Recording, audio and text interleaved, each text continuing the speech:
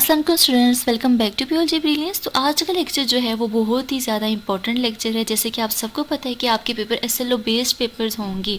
अभी 2024 के बाद आपके जितने भी पेपर्स होंगे वो एसएलओ बेस्ड पेपर्स होंगे। तो आज मैंने एक मॉडल पेपर डाउनलोड किया है, एक मॉडल पेपर है जिससे आपको पता लगेगा कि एसएलओ बेस्ड पेपर होते कैसे हैं, वो पेपर कैसे होंगे, उनमें किस तरह के क्वेश्चन आएंगे और उन पेपर्स को आपने कैसे अटैम्प्ट करना है, कौन से चैप्टर्स को आपने अच्छे से करना है, कौन सी चीज़ आपने नहीं छोड़नी है, सब चीज़ें आज के लेक्चर में हम लोग कवर करेंगे। तो देखते हैं एसएलओ बेस्ड पेपर होते क्या हैं। जैसे कि एसएलओ का मतलब है स्टूडेंट्स लर्निंग आउटकम्स। तो इन पेपर्स के अंदर कुछ भी एक्स्ट्रा चीज़ नहीं होगी, सब कुछ आपकी बुक से ही आएगा, किसी और बुक से नहीं आएगा। जो कोर्स आपको दिया गया है उसी से ही आपका पेपर बन के आएगा, लेकिन थोड़ी सी चेंजिंग हुई है। बस इस तरह होगा कि आपको थोड़ा सा क्वेश्चन घुमा फिरा कर दिया जाएगा, लेकिन सिर्फ ये जानने के लिए कि बच्चे को कितना कॉन्सेप्चुअल चीज़ समझ में आई है, आप कितना ही कॉन्सेप्ट को लेकर गए हैं। बस आपने हर एक क्वेश्चन को कॉन्सेप्ट से समझना है और आपके पेपर्स हो जाएंगे। बिल्कुल भी मुश्किल नहीं है, बिल्कुल भी आपने घबराना नहीं है, बहुत ही ईजी है। और जितने मॉडल पेपर मैं आज आपको इस वीडियो की डिस्क्रिप्शन में शेयर करूँगी वो आप देखना, बहुत ही ज़्यादा ईजी होंगे, सॉल्व पेपर होंगे, आपको समझ में आएगा। बिल्कुल भी मुश्किल नहीं है, आपने टेंशन नहीं लेनी है। बस आपने आज का लेक्चर पूरा का पूरा ध्यान से सुनना है, आपको सब कुछ समझ में आ जाएगा। तो सबसे पहले तो जैसा कि हमें पता है कि पेपर्स के 3 डिवीजन्स होते हैं, section A, section B, section C. Section A जो होगा वो 12 मार्क्स का होगा, सेक्शन बी जो होगा वो 32 मार्क्स का होगा और सेक्शन सी जो होगा वो 21 मार्क्स का होगा। और टाइम जो होगा वो आपको 3 आवर्स अवेलेबल होंगे। जैसे 20 मिनट में आपने सेक्शन ए करना होगा, एमसीक्यूज़ का पार्ट करना होगा, और 2 आवर्स 40 मिनट्स के अंदर आपने बाकी सेक्शन बी और सेक्शन सी करना होगा। सेक्शन बी में आपको 8 क्वेश्चन करने होंगे, आपको 10 या 9 क्वेश्चन दिए जाएंगे जिसमें आपने 8 करने हैं, चॉइसेस भी दिए जाएंगी। बाकी हर एक क्वेश्चन के 4 मार्क्स होंगे और जो लॉन्ग होगा उसमें 4 क्वेश्चन आपको दिए जाएंगे जिसमें से आपने सिर्फ और सिर्फ 3 करने हैं। तो इस तरह का आपका पेपर होगा और आपके जो मार्क्स होंगे वो 65 मार्क्स होंगे।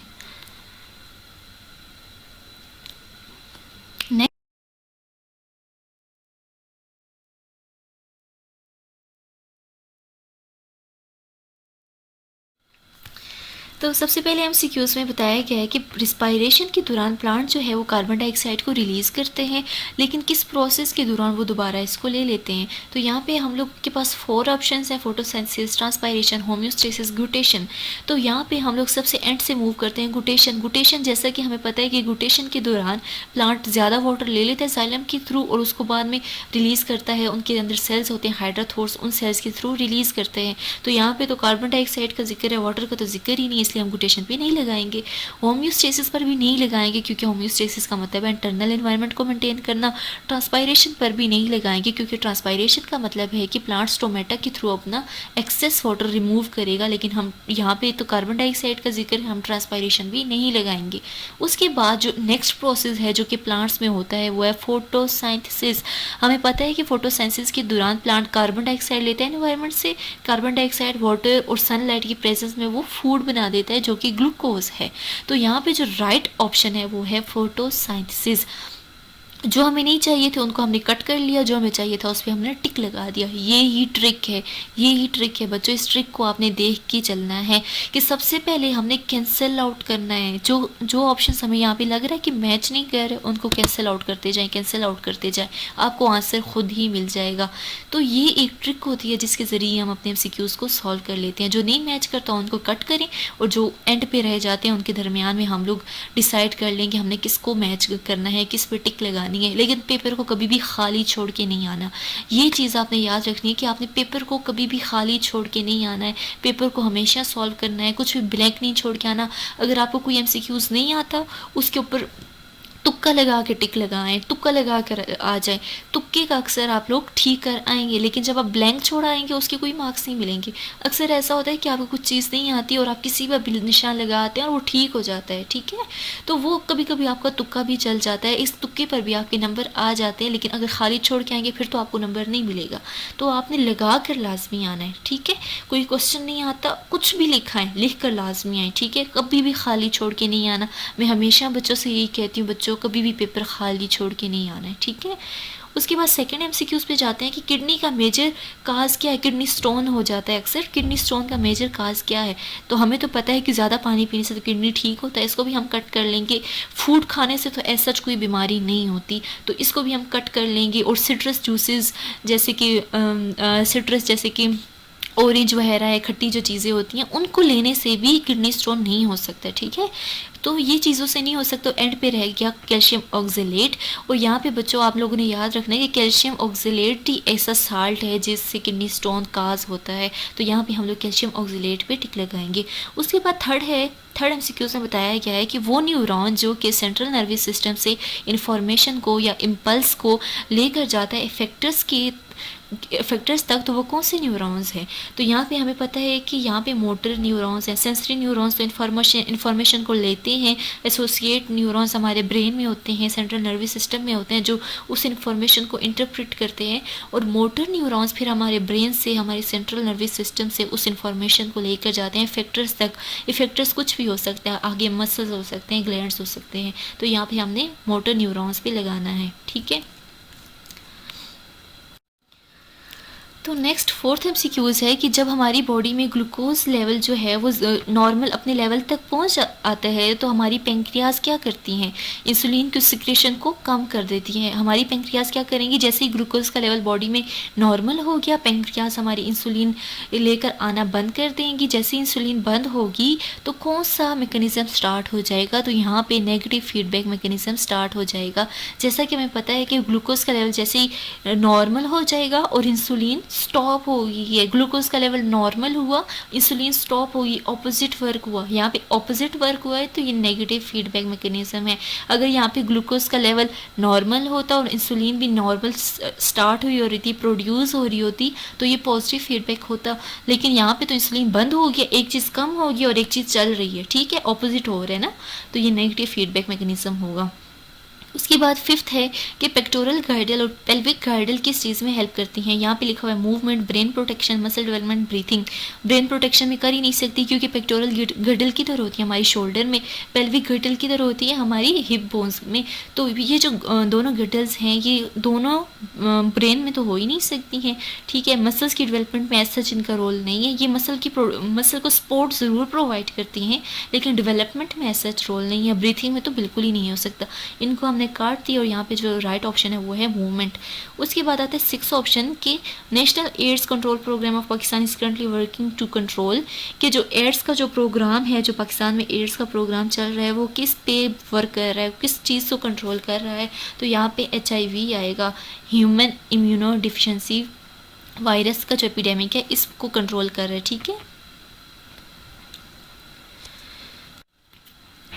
तो नेक्स्ट एमसीक्यूज है सेवंथ एमसीक्यूज, उसके अंदर लिखा हुआ है कि क्लोकेशिया एंड गार्लिक रिप्रोड्यूस थ्रू, कि क्लोकेशिया और जो गार्लिक हैं वो किसके थ्रू रिप्रोड्यूस होते हैं, तो वो रिप्रोड्यूस्ड होते हैं कौन के थ्रू।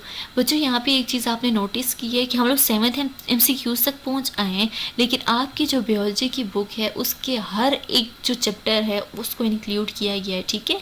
हर एक चैप्टर से हर एक एमसीक्यूज आया है, कोई भी चैप्टर ऐसा नहीं है जहाँ से एमसीक्यूज ना आया हो। तो आपने पूरी बुक के हर एक चैप्टर को ध्यान से पढ़ना है, कहीं से भी एमसीक्यूज आ सकते हैं, ठीक है।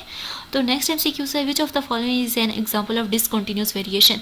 अब कॉन्टिन्यूस वेरिएशन और डिसकंटिन्यूस वेरिएशन में ये फ़र्क है कि कॉन्टिन्यूस वेरिएशन के अंदर इंटरमीडिएट्स बहुत से होते हैं, बहुत सी किस्म के इंटरमीडिएट्स हो सकते हैं, बहुत से जीन्स किसी भी चीज़ को कंट्रोल कर रहे होते हैं।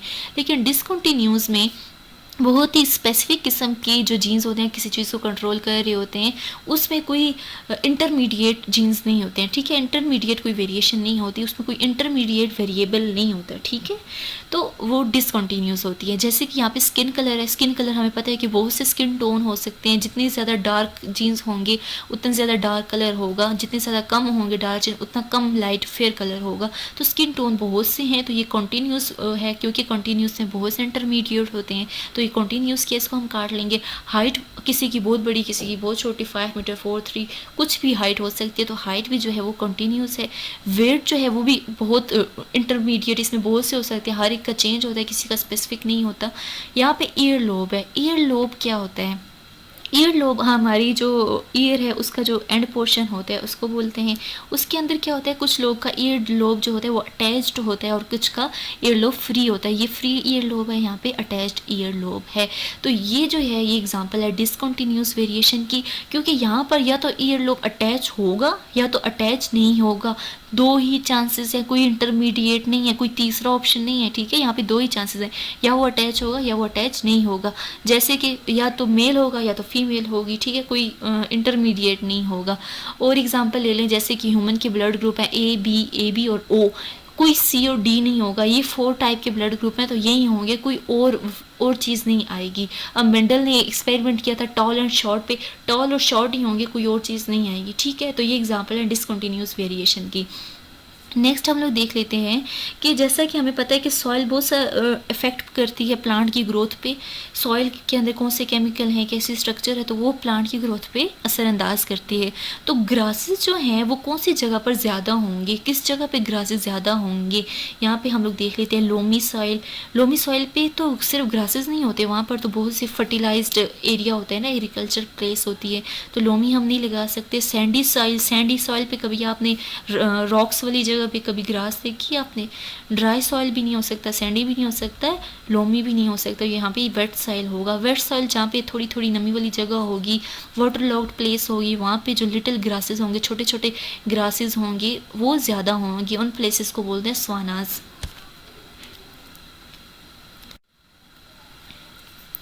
नेक्स्ट 10th एमसीक्यूज़ है कि एयर पोल्यूशन के मेजर काजेज़ कौन कौन से हैं। तो यहाँ पे सबसे पहले ABC हम लोग देख लेते हैं। यहाँ पे सब नाइट्रोजन है, इंडस्ट्रियल एफ्लुएंट है, ऑक्साइड्स ऑफ सल्फर वगैरह है, और साथ में ऑयल स्पिल्स हैं। तो यहाँ पे ये चीज़ हम लोग देख लेते हैं कि ऑयल स्पिल्स तो वहाँ पे होंगे ना जहाँ पे वाटर पोल्यूशन होगी। तो यहाँ पे एयर पोल्यूशन है, तो एयर पोल्यूशन में जो बेस्ट यहाँ पे MCQs का जो ऑप्शन है वो मैच कर रहा है वो है oxides of nitrogen and particulates. यहाँ पे हम इसको टिक लगाएंगे। उसके बाद नेक्स्ट जो MCQs है वो है कि कंटिन्यूस फर्मेंटेशन के दौरान जो माइक्रोब्स की ग्रोथ होती है फर्मेंटर के अंदर मेंटेन की गई होती है, किस लिए होती है, किस वजह से होती है, किस लिए मेंटेन की गई होती है, ज़्यादा टाइम के लिए। ठीक है, यहाँ पे आपने लगानी है प्रोलॉन्ग पीरियड ऑफ टाइम। यहाँ पे 11th MCQs का जो राइट ऑप्शन है वो ए है कि ज़्यादा टाइम के लिए उसकी जो ग्रोथ होती है उसको फर्मेंटर के अंदर मेंटेन किया गया होता है। उसके बाद जो ड्रग है जो कि हम लोग एनिमल से लेते हैं, जो कि ना हम लेबॉर्ट्री में बनाते हैं ना कोई मैन मेड नहीं है, जो कि एनिमल से ली गई है। तो यहाँ पे फर्स्ट 3 हम लोग देख लेते हैं। फर्स्ट 4 जो है, सबसे पहले टिंचर ऑफ आयोडीन, ये हो ही नहीं सकती क्योंकि यहाँ पे इसके अंदर आयोडीन सोल्यूशन होता है। उसके बाद बी ऑप्शन इसमें ठीक है क्योंकि फ़िश लिवर ऑयल एक ऐसी ड्रग है जो कि हम लोग एनिमल से लेते हैं। बाकी जो दोनों है स्ट्रेप्टोमायोसिन और नियोमायोसिन, ये हम लोग बैक्टीरिया से लेते हैं, मिक्रोब से लेते हैं। ठीक है, तो यहाँ तक हो गए थे हमारे MCQs। तो अभी हम लोग सॉल्व करने जा रहे हैं सेक्शन बी।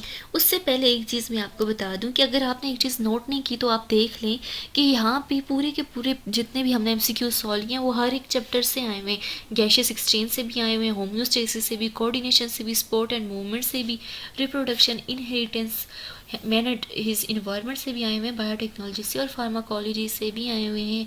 हर एक चैप्टर से आपके MCQs आए हुए हैं। आपने कोई भी चैप्टर चॉइस में नहीं छोड़ना है। ठीक है, सारे चैप्टर आपने करने हैं, कुछ भी चॉइस में नहीं छोड़ना है क्योंकि हर एक चीज़ से आपके MCQs आए हुए हैं। हर एक चीज़ से आपका सेक्शन बी बन के आया हुआ है शॉर्ट क्वेश्चन, और हर एक चैप्टर से आपके जो लॉन्ग क्वेश्चन है वो बनकर आए हुए हैं। तो आपने कुछ भी चॉइस में नहीं छोड़ना है, कंसेप्चुअल पढ़ना है, आपने लाजमी पढ़ना है। तो यहाँ पर हमारा सेक्शन बी स्टार्ट हो रहा है। जैसा कि हमें पता है कि सेक्शन बी में टोटल हमारे पास 11 क्वेश्चन होते हैं जिसमें से हमें 8 करने होते हैं। यहाँ पे 3 क्वेश्चन की चॉइस है आपको, और आपके हर एक चैप्टर से एक शॉर्ट क्वेश्चन आया हुआ है। ठीक है, यहाँ पे आपने बताना है कि ब्रोंकाइटिस एक डिजीज़ है, उसका काज क्या है, एम्फाइसीमा का काज क्या है, अस्थमा का काज क्या है, लंग कैंसर का क्या काज है। जैसे कि लंग कैंसर का जो काज है स्मोकिंग है, अस्थमा का काज, एम्फाइसीमा, ब्रोंकाइटिस, ये सारे काज आपने लिखने हैं। ठीक है, उसके बाद सेकंड क्वेश्चन है कि रीनल ट्यूब्यूल्स। अब यहाँ पर आप देखिए पहला क्वेश्चन आ गया गैशियस एक्सचेंज से, दूसरा क्वेश्चन यहाँ पे आ रहा है आपका होम्योस्टेसिस पे। रीनल ट्यूब्यूल्स आपने बताने हैं जो कि नेफ्रॉन में पाई जाती हैं। ठीक है, यहाँ पे आपने उसके 3 पार्ट्स लिखने हैं, वो सारा मैकेनिज्म लिखना है, ग्लोमेरुलस फिल्ट्रेशन, वो सब कुछ आपने लिखना है यहाँ पे। उसके बाद जो थर्ड क्वेश्चन है उसके अंदर बताया गया कि skin as thermostatic organ, skin कैसे टेम्परेचर को मेंटेन करती है। तो ये भी सेकेंड चैप्टर से लिया गया है जो कि होम्योस्टेसिस है। तो देख लें आपके चैप्टर कितने ज़्यादा इंपॉर्टेंट है। उसके बाद कोऑर्डिनेशन से नेक्स्ट जो चैप्टर है, थर्ड जो चैप्टर है, वहाँ से कोऑर्डिनेशन पे आपके ऊपर क्वेश्चन आया है कि आपने दो जो टाइप्स हैं कोऑर्डिनेशन की वो डिफाइन करनी है, एक nervous coordination, chemical coordination. Nervous coordination में आपने बताना है कि कैसे नर्व्स इम्पल्स जो है वो मैसेज कैरी करती है, इन्फॉर्मेशन लेके जाती है, और केमिकल कोऑर्डिनेशन में आपने बताना है कि कैसे ग्लैंड्स लेकर जाते हैं इन्फॉर्मेशन को। उसके बाद आपने यही नर्वस कोऑर्डिनेशन और केमिकल कोऑर्डिनेशन के अंदर ही आपको एक और क्वेश्चन आया डिफ्रेंशिएशन का। तो यहाँ पे देख लें नेक्स्ट जो क्वेश्चन चैप्टर है कोऑर्डिनेशन का, उसमें से भी 2 क्वेश्चन बनकर आए हैं। तो आपने ये चैप्टर भी बहुत अच्छे से करने हैं। तो नेक्स्ट जो है चैप्टर स्पोर्ट एंड मूवमेंट, वहाँ से भी एक क्वेश्चन आया हुआ है कि आपने हिंग जॉइंट्स की लोकेशन और मूवमेंट बतानी है। उसके बाद जो नेक्स्ट जो क्वेश्चन है उसके अंदर आपको सीड के जो पार्ट्स हैं उनके फंक्शंस बताने हैं, सीड कोट, हीलियम, प्लीम्यूल और माइक्रोपाइप। आप ये भी देख लें कि नेक्स्ट जो चैप्टर है रिप्रोडक्शन, उससे भी ये क्वेश्चन आया हुआ है। उसके बाद आपने क्रोमेटिन जो मटेरियल है यूकेरियोट्स में पाया जाता है, उसकी जितनी भी पार्ट्स हैं, कंपोजिशन है, उसके कंपोनेंट्स हैं वो बताने हैं, जैसे कि डीएनए, आरएनए, हिस्टोन, प्रोटीन्स, ये सब कुछ आपने बताना है कि क्रोमेटिन में प्रेजेंट होता है। शॉर्ट क्वेश्चन है, ठीक है, आपने बस जनरली एक्सप्लेन करना है, बहुत बड़ा नहीं लिखना कि लॉन्ग का टाइम ना बचे, तो आपने टाइम मैनेज करना है। तो यहाँ पे आप वो भी देख लें कि यहाँ पे नेक्स्ट जो चैप्टर है इनहेरिटेंस, वहाँ से भी एक क्वेश्चन आया हुआ है। उसके बाद म्यूचुअलिज्म और कॉमनलिज्म, ये भी जो चैप्टर है मैन एंड हिज इन्वायरमेंट से आया हुआ है। तो यहाँ पे हर एक चैप्टर को लेकर चला गया है, कोई भी चैप्टर स्किप नहीं किया, या हर एक चैप्टर बहुत ज़्यादा इंपॉर्टेंट है। म्यूचुअलिज्म के अंदर क्या होता है कि दोनों को फ़ायदा हो रहा होता है, होस्ट और पेशेंट दोनों को फ़ायदा हो रहा होता है। लेकिन कॉमनलिज्म में ये होता है कि एक को फ़ायदा हो रहा होता है और दूसरे को ना फ़ायदा हो रहा होता है ना नुकसान हो रहा होता है। तो जनरली आपने इनको डिफ्रेंशिएट करना होता है और साथ में एक एग्जाम्पल देनी होती है। यहाँ पे आपने पेपर सॉल्व करते हुए एक चीज़ को याद रखना है कि आपने डायग्राम ज़रूर बनानी है। रीनल ट्यूब्यूल्स हैं उनकी डायग्राम्स बनाएं, स्किन की डायग्राम बनाएं। यहाँ पे कोऑर्डिनेशन में न्यूरॉन्स, कितने मज़े की डायग्राम्स बन के न्यूरॉन्स की बनाएं, हिंग जॉइंट्स की नहीं बनानी है, कुछ डायग्राम्स बायो, अगर आपके दिमाग में स्केच भी है ना, कोई स्केच भी बना हुआ है तो वो भी बना दें, आपको मार्क्स मिल जाएंगे। ठीक है, डायग्राम्स के मार्क्स बहुत ज़्यादा होते हैं, आपको नहीं बनानी आती फिर भी बनाएं, कुछ भी बनाएं, जो स्केच आपको कुछ ना कुछ याद है ना, डायग्राम बना दें, आपके मार्क्स आ जाएंगे। ठीक है, और साथ में लिखना भी है, ये नहीं कि डायग्राम बनाकर आ जाए। तो थोड़ा सा एक्सप्लेन करें, शॉर्ट क्वेश्चन है, उनको इतना डिटेल में नहीं करना है, तो डिफ्रेंशिएट करना है यहाँ पे, जैसे कि म्यूचुअलिज्म क्या है, कॉमनलिज्म, इन दोनों की डेफिनेशन बतानी है, इन दोनों का मेन डिफरेंट जो इनके अंदर मेन जो पॉइंट है वो बताना है, इनकी एक एक एग्जांपल देनी है। तो इस तरह से ही आपका ये क्वेश्चन भी हो जाएगा। उससे आगे जो बायोटेक्नोलॉजी है वहाँ से भी आपका एक जो है क्वेश्चन बन के आया हुआ है कि उसकी आपने 3 इंपॉर्टेंस बतानी है, आपने वो 3 पॉइंट्स को लिख लेने हैं। बायोटेक्नोलॉजी को पहले डिफाइन करना है, उसके फिर 3 पॉइंट्स लिख लेने हैं, और उसके बाद आपने 4 सिम्टम्स बताने हैं ड्रग एडिक्शन के। आपने 4 ऐसे सिम्टम्स बताने हैं जो कि किसी के बिहेवियर में दिख रहे हो। तो यहाँ पे आप देख लें, आपको कोई एक चैप्टर भी स्किप नहीं किया गया। आपकी अगर 8 चैप्टर है, 11 चैप्टर, 9 चैप्टर हैं, जितने भी चैप्टर हैं उनमें से क्वेश्चंस बनकर आए हुए हैं। मैं थोड़ा जल्दी लेकर चलूँगी क्योंकि वीडियो बहुत ज़्यादा लॉन्ग होगी और बच्चे बहुत ज़्यादा बोर हो गए होंगे और वो स्किप कर करके देख रहे होंगे, जिसकी वजह से उनको समझ नहीं आएगी। तो जो बिल्कुल मेन चीज़ें हैं वो मैं आपको बता रही हूँ, ठीक है।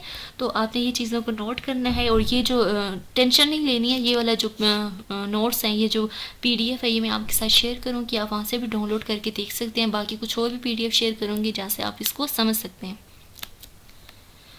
तो नेक्स्ट आ जाता है सेक्शन सी। जैसा कि हमें पता है कि सेक्शन सी के अंदर आपके 4 क्वेश्चन आपको दिए गए होते हैं, जिसके अंदर आपने सिर्फ और सिर्फ 3 अटैम्प्ट करने होते हैं, लेकिन लॉन्ग करने होते हैं, डिटेल में करने होते हैं। आपने शॉर्ट पे इतना टाइम नहीं लगाना कि लॉन्ग का टाइम ही ना बचे। तो आपने टाइम मैनेजमेंट ज़रूर करनी है, वो चीज़ लेकर जानी है और टाइम देख के और आपने पेपर को सॉल्व करना है। तो जैसा कि यहाँ पे 4 क्वेश्चन है, जिसमें से आपको सिर्फ और सिर्फ 3 करने होंगे। आपने चॉइस भी आपको मिल सकती है। यहाँ पे हर एक जो क्वेश्चन है वो 7 मार्क्स का होगा और टोटल जो है वो आपके 21 मार्क्स होंगे, ठीक है।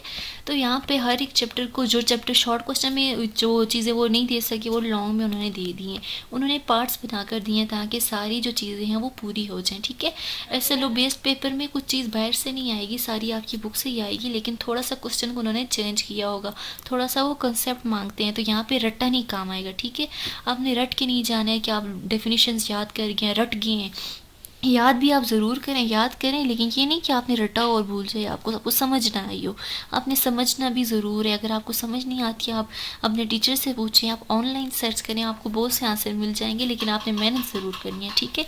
मेहनत करें और फिर आपको सिला ज़रूर मिलेगा। तो यहाँ पे क्या करना है कि क्वेश्चन को समझते हैं आपने। सबसे पहले पूरे क्वेश्चन को उर्दू में आपने उसको ट्रांसलेट कर देना है। ख़ुद से आपसे नहीं हो रहा तो उठ के एग्जामिनर को बोलें कि इसको आप ट्रांसलेट कर लें, और जैसे ही वो ट्रांसलेट कर लें आपको समझ में आ जाएगा, और जो कॉन्सेप्ट आपके दिमाग में जो कॉन्सेप्ट बना होगा वो लिख देना है। कुछ भी छोड़ के नहीं आना है, ठीक है। कुछ भी क्वेश्चन मुश्किल नहीं होगा, सिर्फ असल में यही होगा कि सिर्फ आपको घुमा फिरा के थोड़ा सा क्वेश्चन इधर उधर मोड़ के दे देंगे, और आपको सिर्फ समझ के करना होगा कॉन्सेप्ट से, ठीक है।